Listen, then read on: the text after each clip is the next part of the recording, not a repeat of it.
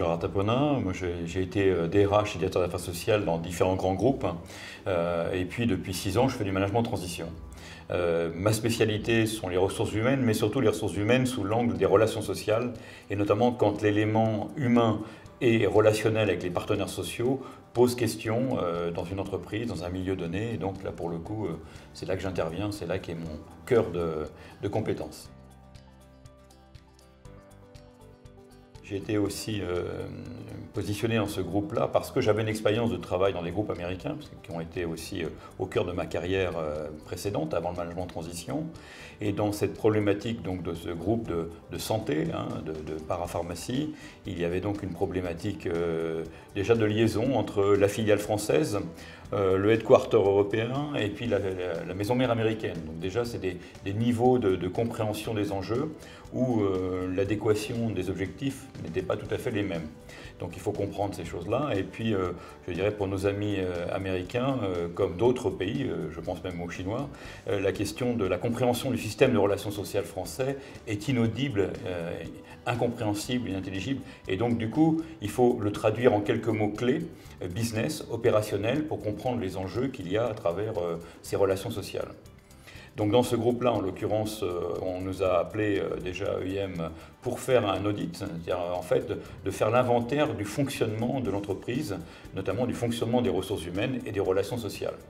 Et une fois que ce diagnostic a été fait, que cet audit social a été fait, eh bien on nous a demandé de conduire la mission et les recommandations qui avaient été faites dans le rapport qu'on avait remis à la direction européenne et à la direction française.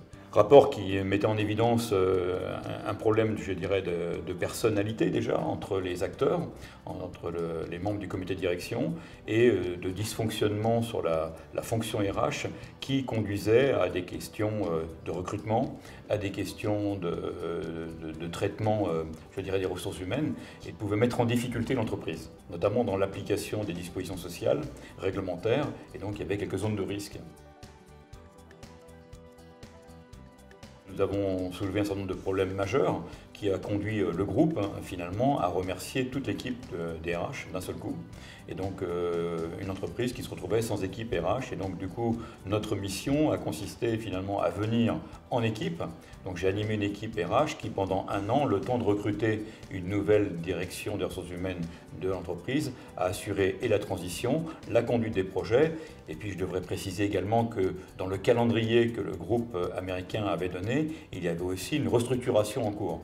Donc il fallait tout d'un coup remplacer du monde, gérer l'ordinaire et en même temps gérer l'extraordinaire qui était la gestion de ce plan de restructuration.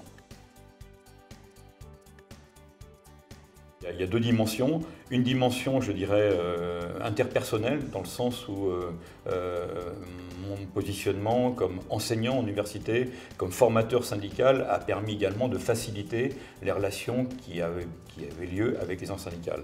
Après, sur le fond, évidemment, c'est difficile, puisque cette entreprise-là n'avait jamais fermé d'établissement, n'avait jamais fait de plan social, et donc du coup, c'est un choc énorme, finalement, de devoir restructurer une entreprise qui n'a pas d'histoire dans ce domaine-là, qui a des résultats qui étaient somme toute pas désastreux. Et donc la difficulté a été ce choc frontal d'avoir une équipe qui vient de prendre le lead et en même temps qui doit conduire une restructuration de cette nature.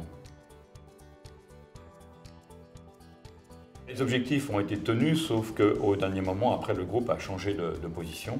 Voilà, mais en tout cas, nous avons tenu la mission et le cahier des charges qui était le nôtre. Et ça, pour nous, c'est important. Dans ce type de mission où il y a beaucoup de paramètres d'incertitude, en fait, l'élaboration du cahier des charges, pour moi, est un élément très important.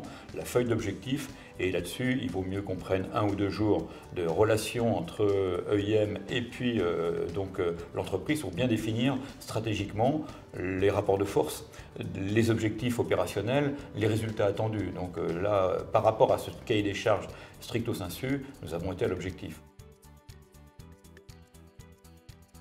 L'avantage du management de transition, et c'est ce qui me plaît moi dans cette mission, c'est que finalement on est disponible immédiatement. À partir du moment où on n'est pas pris dans une autre mission. Donc on est réactif immédiatement, on est capable d'arriver, là en l'occurrence avec une équipe de 5 personnes d'un seul coup, et de se mettre en place et d'être en fonction tout de suite. Le management de transition, il est opérationnel immédiat, donc il y a une forme de réactivité. Il y a une forme de compétence aussi, puisque généralement les managers de transition sont des gens qui disposent d'une expérience.